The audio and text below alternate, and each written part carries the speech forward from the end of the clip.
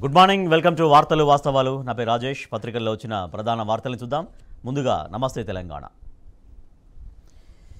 శీతాకాల విడిది కోసం హైదరాబాద్ వచ్చిన రాష్ట్రపతి ద్రౌపది ముర్ము తేనేటి విందు ఇచ్చారు. శుక్రవారం సాయంత్రం బొల్లారంలోని రాష్ట్రపతి నిలయంలో జరిగిన ఎట్ హోమ్ కార్యక్రమంలో గవర్నర్ తమిళిసై సౌందరరాజన్, రాష్ట్ర ముఖ్యమంత్రి రేవంత్ రెడ్డి దంపతులు, హైకోర్టు ప్రధాన న్యాయమూర్తి జస్టిస్ అలోక్ ఆరాధే దంపతులు, మంత్రి దామోదర్ రాజనరసింహ, మహారాష్ట్ర మాజీ గవర్నర్ విద్యాసాగర్ రావు హాజరయ్యారు.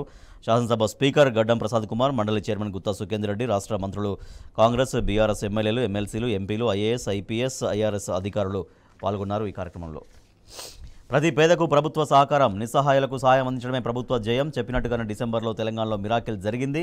పార్లమెంట్ ఎన్నికల్లోనూ కాంగ్రెస్ గెలవాలని కోరుకోండి. క్రిస్మస్ వేడుకల్లో రేవంత్ రెడ్డి. తెలంగాణ ప్రగతి ప్రస్థానంపై స్వేద పత్రం అని ఒక వార్త చూస్తున్నాం. అలాగే రాష్ట్రపతి నిలయంలో ఎట్ హోమ్ కార్యక్రమంలో భాగంగా ద్రౌపది ముర్ముకు నమస్కరిస్తున్న బీఆర్ఎస్ వర్కింగ్ ప్రెసిడెంట్ కేటీఆర్. చిత్రంలో ఎమ్మెల్యేలు హరీష్ రావు, కొత్త ప్రభాకర్ రెడ్డి, కల్వకుంట్ల సంజయ్, సుధీర్ రెడ్డి, ఎంపీలు కేకే, బీబీ పాటిల్, పస్నూరి దయాకర్, ఎమ్మెల్సీ మహమూద్ అలీ తదితరులున్నారు.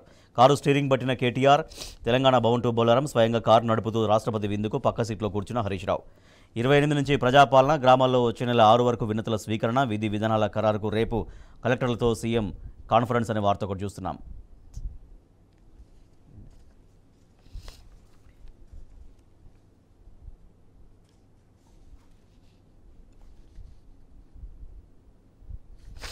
ఆటో డ్రైవర్ల సమస్యలపై కమిటీ అంటూ కేటీఆర్ పేర్కొన్నారు. అదొక వార్త చూడొచ్చు. 32 గుంటలకు ₹2 రైతు బంధు పంపిణీలో లీలలు. ఫోన్కు వచ్చిన మెసేజ్తో విస్తుపోయిన రైతు బంధు కింద ఖాతాలో కేవలం ₹2 మాత్రమే పడ్డట్టు ఒక రైతుకు మెసేజ్ వచ్చింది. వాళ్ళ రాష్ట్ర వ్యాప్తంగా ఇదే విధంగా జరుగుతుంది. రైతు బంధు డబ్బులు ఇంకా జమ అవ్వట్లేదు. కేవలం ₹2 మాత్రమే పడుతున్నాయి. దీంతో రైతులు ఆందోళన పడుతున్నారు, ఆవేదన వ్యక్తం చేస్తున్నారు.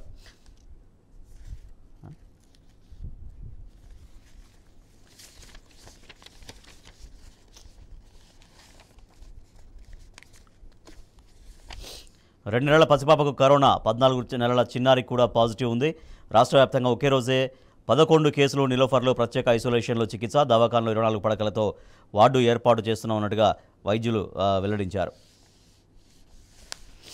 తెలంగాణ టుడే.